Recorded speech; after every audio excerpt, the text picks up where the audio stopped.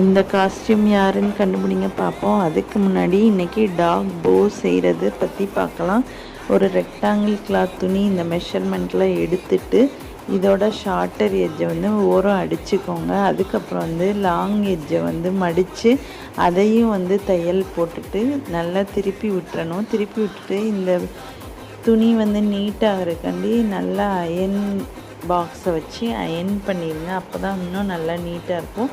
Centre போர்ஷனில் வந்து மடித்து அதையும் ஒரு தடவை அயன் பண்ணிவிட்டு இந்த மாதிரி நூலை வச்சு டாக்கா போட்டுறணும். அந்த பவ்வை வந்து அழகாக வந்து சென்டரில் பிடிச்சிட்டு மூணையும் இந்த மாதிரி பிடிச்சி ஊசியை வச்சு தைச்சிட்டோன்னா இந்த டாக் பவுன்றது அழகாக இருக்கும். இதை வந்து நல்லா கேர்ள்ஸ் ஃப்ராக், கிட்ஸ் ஃப்ராக்கு எல்லாத்துக்கும் யூஸ் பண்ணும்போது ரொம்ப அழகாக இருக்கும். நம்ம வந்து இங்கே ஷின்ஷோ நிஞ்சா ஹட்டோரியோட தம்பி காஸ்டியூமுக்கு யூஸ் பண்ணியிருக்கோம்.